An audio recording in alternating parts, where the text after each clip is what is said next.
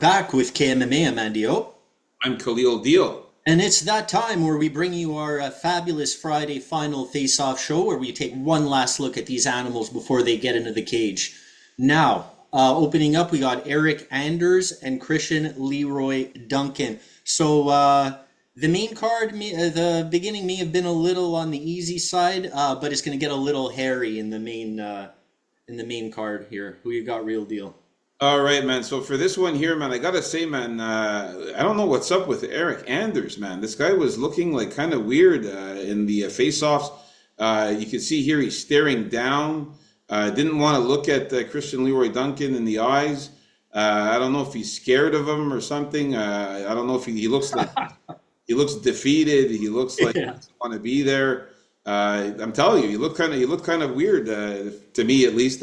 Christian Leroy Duncan, the taller fighter here, you can see both of these guys in great shape. Christian Leroy Duncan, leaner a little bit, and he's also ripped and muscular. He's kind of skinny.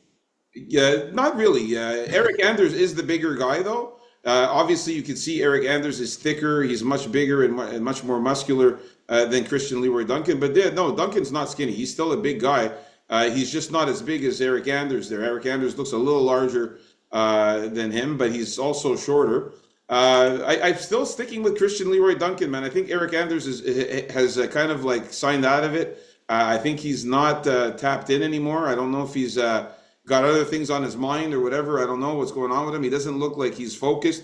And in the face-offs here, the fact that he didn't even look at him almost the whole time, and I thought it was kind of strange the way his body language looked kind of weird. I'm going Christian Leroy Duncan all the way here by knockout or decision. Hey, it worked for John Jones and he never lost to anybody. So what I'm predicting is Anders, 2-fight winning streak, is going to come in here the way he should come in here, not give Leroy Duncan any room, make it as dirty of a fight as possible, and try to pounce on this guy when he does something flashy. We all know Christian Leroy Duncan likes to impress all the fans. I'm sure he's going to try to impress every last single soul in the apex, and that may be his downfall here. I'm going to go with Anders the dog by decision or knockout. Very, very ballsy pick there, Andy. Oh, and it was also brought to my attention that I'm one of the few people in the world that's picking Eric Anders. So don't let me down, ya boy. Yeah, seriously, man. Don't let me down. Not a popular pick. All right, let's move on up to the next fight here. We are in disagreement with that one. Let's see here. We got Miles Johns versus Gene Matsumoto. So for this one here, who do you got, Andy? Yeah, here I'm going to be going with Gene Matsumoto. We got Miles Johns going back down to bantamweight, his normal weight here, looking slimmer than he did after he bulked up for his last fight there. I think Matsumoto's going to win this one with his straighter punches, better cardio, more volume, and Johns is going to lose his fight with his more rush-in style, with his wild hooks, not as crafty. He gets frustrated and doesn't have as good cardio. So there are your keys to victory and defeat. I'm going with Matsumoto by decision or knockout. Yeah, I gotta agree with you, man. I think Matsumoto is in phenomenal shape here. He looks really ripped. He looks really, really good.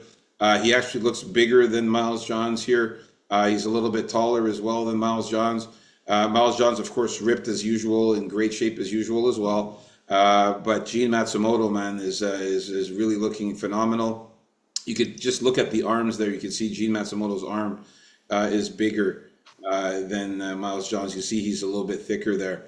I think Gene Matsumoto is going to use a better approach against Miles Johns. Personally, I think that he has more ways to fight. I think he's a little bit more skilled as well, especially when it comes to his grappling. His grappling skills and his jiu-jitsu is good. Miles Johns, he's got good wrestling, but not as good of a jiu-jitsu. I think that he could end up getting submitted in this one. I could see Gene Matsumoto maybe even getting on Miles Johns' back or getting behind him a couple times to take him down. So I'm going to go with Gene Matsumoto getting the finish in this one, knockout or submission, whether it's ground and pound or he latches up a rear naked choke of some sorts. I just think Miles Johns might tire out in the later rounds as well. So yeah, we're in agreement with Gene Matsumoto here in this one. Let's move on up. I'm looking for Matsumoto to keep this more of a stand-up fight because I don't want to see him just accept position underneath Johns for longer than he should. You know, take the risk of losing rounds instead of getting that sub. So, but that's more of like my opinion on the way he should fight rather than the way he will. So we'll see. All right, so now moving up to this fight here, Andre Fili versus Christian Rodriguez. Yeah, man, I got to say that Andre Fili is the taller fighter here out of the two. He actually looks in good shape too, Andre Fili. Look, he looks pretty ripped. He's pretty lean, decent muscles. Christian Rodriguez also looking good there. He's lean as well, and decent muscles as well. They're pretty much almost the same size, these two. You can't really see much definition on Andre Fili. The guy's covered in tattoos, so you don't really see it as much. But obviously, you can see the height advantage there. Yeah, Christian Rodriguez. I'm still gonna stick with this guy to number one, stop the matrix that's going on with Andre Fili with this lose win lose win lose win lose win. Scenario, and I think Christian Rodriguez is going to put an end to this. Also, put an end to the prospect killer, name that he's got going on. This. You're sure grasping at straws here, eh? Like put an end to the Matrix. Finally, beat a guy that's not making his debut. Exactly. What are you asking out of this guy? You know. Hey, man, Christian Rodriguez needs to better his reputation. He's got a reputation of only beating prospects and not veterans and not anybody ranked. So I think that he's going to come out here and prove that he can beat someone ranked and somebody who's in UFC. He's going to have to wait a bit longer to fight someone ranked. That's for sure. I'm gonna stick with Christian Rodriguez to win here by submission or decision. But like I said, in the betting when we talk about it, of course Andre Fili's a good dog there. You never know; he's pretty dangerous as well. Yeah, so the pick is going to be Fili because he's due for a win. Next. All right, that Adio's just sticking with the Matrix there. We'll see what happens. It's going to be exciting to see. Can't wait. Next fight here, we got Yasmin Lucindo against Angela Hill. You got here, Andio. I gotta go with the crafty vet Angela Hill, who's bigger than her actually, who looks more put together. She's more defined than her. I'm liking what I'm seeing here. I don't think Yasmin Lucindo is as good as people think she is. I think she's not going to be able to impose her will on Angela Hill here. I think Angela Hill's going to stop her takedowns. She's going to use her movement. If she gets down there, I think she's going to scramble back up, and she just throws more. So I see a little more damage for Angela Hill. It's a shame she doesn't have some more power. So I'm going to call the good old fashioned Angela Hill decision here. Back to the way it should be. I don't see her subbing out Lucindo here. Yeah, man. So for this one here, I have to say though that Angela Hill is looking really in good shape, man. You can see there that she's taller than Yasmin Lucindo. She's a bit more muscular than Yasmin Lucindo. She looks bigger than Yasmin Lucindo here. I was actually shocked in the face-offs to see that Yasmin Lucindo kind of lost that chubbiness that she used to have. She used to be a little bit more chubby and have a little bit more meat on her. Now she looks skinny, Yasmin Lucindo, man. Like she lost, I think, a little bit too much weight here. I think it's going to play a disadvantage to her. You know what, man? She's also not as manly as like. I don't know. You said she was pretty manly. I don't think she's. She was. I mean, now I don't think she's manly enough to beat Angela Hill. Yeah, maybe you're right. I can see here that Yasmin Lucindo is looking a little bit skinnier here, man. I don't know if it's going to be better for her, and maybe she'll be quicker on the feet and move around better, or what, man. Or maybe it's not going to be good for her for the takedown. She won't be as strong and won't be able to keep Angela Hill on the ground because she used to have that extra weight. Man, I was going to switch my pick, but you know what? I'm sticking with Angela Hill, man. I'm sticking with Angela Hill. After seeing the face-offs, I was like, man, what happened to Yasmin Lucindo, man? She got so skinny compared to before. If you look at some older pictures of Lucindo, you'll see she was fatter, she was thicker. Not fat, but More like plumpness around the she had shoulder. more meat on her now. Now I'm not sure. I'm going to stick with Angela Hill to win by decision, man. Yeah, straight up decision. And Nice. Hill just looking better than her here physically as well. So, all right. So moving on up to the next fight here, and that's my dog of the week, by the way, Angela Hill there. All Dog right. of the week. Next one is going to be Steve Ursig versus Ode Osborne here. Now, for this one here, man, looking at these two, they're pretty much the same size. I can see that Ode Osborne has maybe some bigger shoulders, but other than that, they're Yeah, Odie's bigger. I felt he would have the size advantage in this one because I think this isn't this a heavier weight class than they usually fight at, or am I they're wrong here? fighting at bantamweight in this one here. But I mean, Osborne is they're normally flyweights normally. That's it. Because it was a short notice fight for Osborne there, right? Yeah, yeah, exactly. So Steve Ursig, he looks ripped. He looks in good shape. He looks the same. Audie Osborne also ripped. Like I said, he just has those bigger shoulders, maybe bigger arms there, but he's not that much bigger than Steve Ursig. They're pretty much the same height. And I'm just going to go with the skill set of Steve Ursig to get the win here, just more skilled than Odie Osborne. But I will say this, though, Odie Osborne is dangerous with his punches. He could crack you. He could land something in the first round. He gets pretty aggressive, does some pretty wild stuff. Steve Ursig is going to have to weather that storm in the first round or early in the second round. Then Odie Osborne starts to slow down and tire out as the fight goes on. Yeah, I'm going to go Steve Ursig to get the win here by submission or decision. I think he's not going to knock out Odie Osborne, but I think he could easily get a submission or even win by decision if Odie Osborne is tough enough to stay till the end, till the last bell. I got Steve Ursig going to the grappling maybe on a more regular basis than he has in his maybe previous couple of fights. I think he wants to get a finish here. Don't forget, he's coming off 3 losses, and this is as good a time as any to clamp on a sub here, which Odie's very susceptible against. So that's what I see happening here. Give me Ursig by submission or knockout. All right, so we're in agreement with this fight here.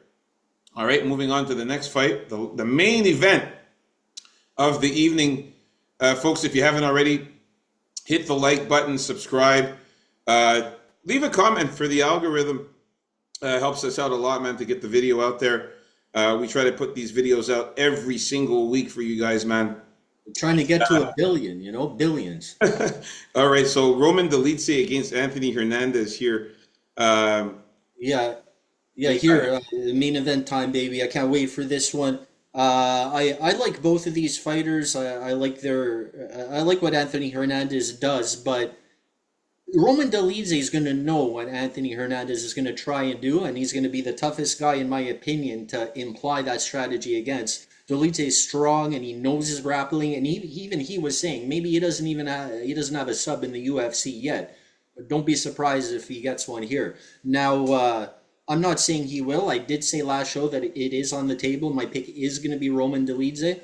I think he stuffs a lot more takedowns than Hernandez imagines, and I think he's going to rock him with some hard shots that will get through when he tries to come in, especially at that range. You know what I'm talking about, that range where it's going to be the best for Roman to hit him with.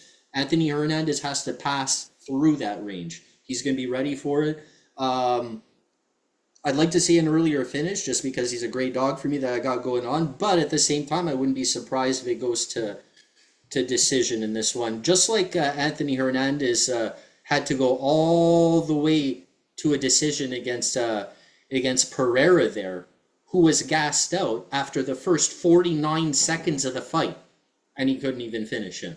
And Roman Dolidze isn't going to gas out like that. So, yep, give me Dolidze by... Oh, man, this is a tough one how to call. Even picking 2 outcomes, but I say give me knockout or sub. I don't think I would have the balls enough to bet a prop on this one. I'm just gonna go, yeah, but that's for the betting. Yeah, give me Dolidze by knockout or sub. All right, man. So for this one here, man, I have to say that Roman Dolidze is obviously the bigger guy here. You can see that he's thicker. He's bigger than Anthony Hernandez. He's more muscular. Anthony Hernandez is more ripped and lean, but he's also a compact guy, and he does move very quickly in the cage. I think he's going to be faster. He's going to move quicker around the cage. Roman Dolidze kind of like trods along a bit. He's a bit more stiff, Roman Dolidze, whereas Anthony Hernandez is more fluid. He's a bit more loose and moves around more quickly. The fact with the chain wrestling, the takedowns, and the grappling that Anthony Hernandez has, the high submission level submissions he has, and the way that he could get on your back and easily get the body lock and try to go for submissions. I think it's going to be too much for Roman Dolidze to handle. I think that at first he's going to look good, Roman Dolidze, but then as the fight goes on, get to the third round, fourth round, Roman Dolidze is going to slow down. And Anthony Hernandez's gas tank is through the roof. He just never gets tired. He continues to chain wrestle, continues to get the takedowns. He sticks on you like glue, and I think he's just going to just break Roman Dolidze in the later rounds. I got Anthony Hernandez still winning this one here by submission or decision. So me and Andy O in disagreement in 1, 2, 3 fights in the entire card. We pretty much stayed the same as the early predictions. I was almost going to switch my pick on the Angela Hill Yasmin. You got a dog in there. I got a dog in there. And the thing is that Angela Hill, after seeing that the face-offs, man, I just didn't like the way Yasmin Lucindo looks so skinny, man. I think Angela Hill's gonna fuck her up, man. Anyways, there you have it, folks. Our final prediction, thoughts, and face-offs for the main card. Stay tuned for official bets coming up next. MMA, baby.